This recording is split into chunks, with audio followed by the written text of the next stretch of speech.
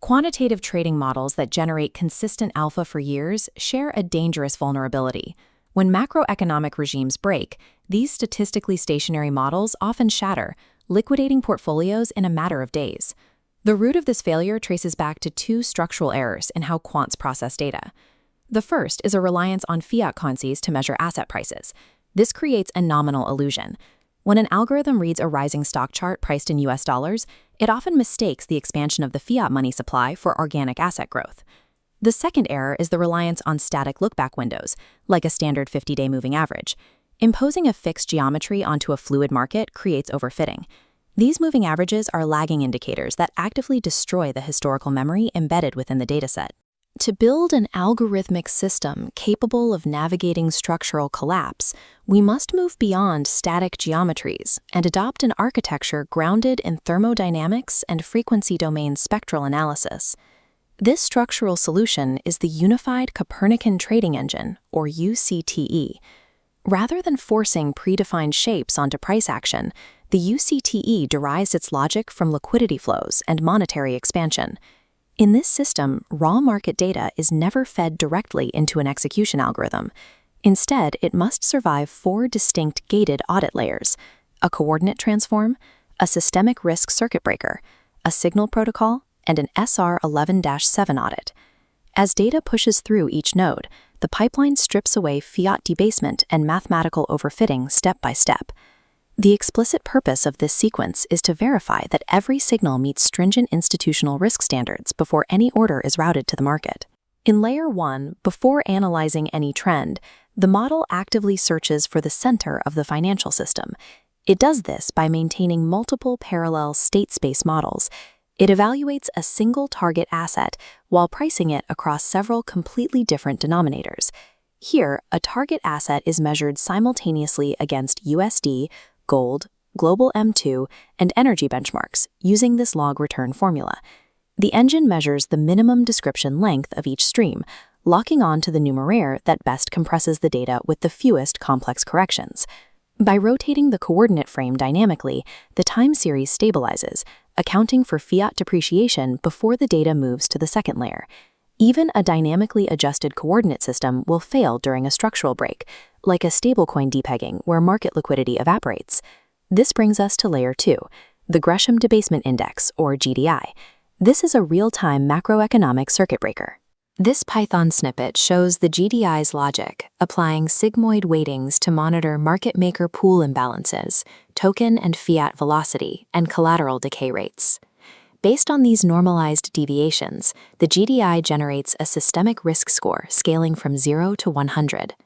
If that score crosses 80, indicating a total invariant collapse, the system immediately halts mean reversion strategies and exits liquidity provision. By recognizing that the underlying denominator is failing, this layer forces an automatic pivot into a structural short or a hard asset allocation. Once the data is adjusted and cleared of systemic risk, Layer 3 prepares it for signal extraction. Statistical forecasting requires data to be stationary, meaning its mean and variance remain constant over time. The standard industry practice of integer differencing, calculating simple day-over-day price changes, erases the long-term trends and historical memory of the asset. The UCTE uses fractional differencing.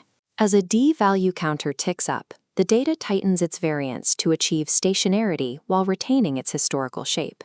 It increases this value only until rejecting the null hypothesis under the augmented Dickey-Fuller test. This allows the algorithm to execute logic on statistically valid, stationary data while retaining the historical memory that standard differencing destroys.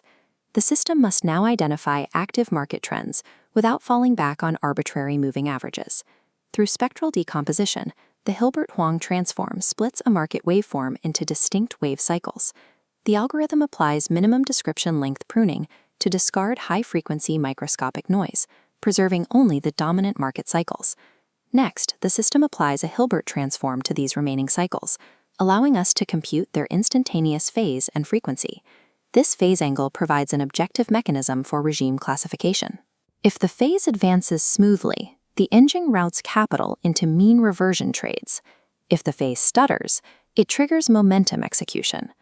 By eliminating forced moving averages, the UCTE acts upon the organic frequency of the market. Layer 4 is the final execution gate. Even a mathematically pristine signal must pass an institutional risk committee audit under SR 11-7 guidelines. Standard backtests are often ruined by data leakage and serial correlation, which create an illusion of profitability. To prevent overfitting, the UCTE uses combinatorial purged cross-validation. This grid identifies overlapping training observations and purges them, placing embargo boundaries between test segments. The algorithm factors in the total number of parameter trials, while accounting for the statistical skewness and kurtosis of the results. The signal is cleared for live execution only if the deflated Sharpe ratio exceeds 0.95. Achieving this threshold proves that the strategy's edge is statistically significant rather than an artifact of random parameter mining. This is the complete architectural map of the Copernican trading engine's framework, tracking the logic from numera and selection through fractional differencing and spectral analysis to the final risk audit. Algorithmic edge is found in the rigorous structural preparation of market data rather than the application of static trading rules. By dynamically shifting the coordinate frame and preserving dataset memory, the system accounts for the fiat debasement that often distorts nominal price action. Models built on this framework are engineered to navigate the exact systemic liquidity collapses that routinely challenge traditional quantitative funds. The unified Copernican trading engine represents a change in how we structure institutional risk management.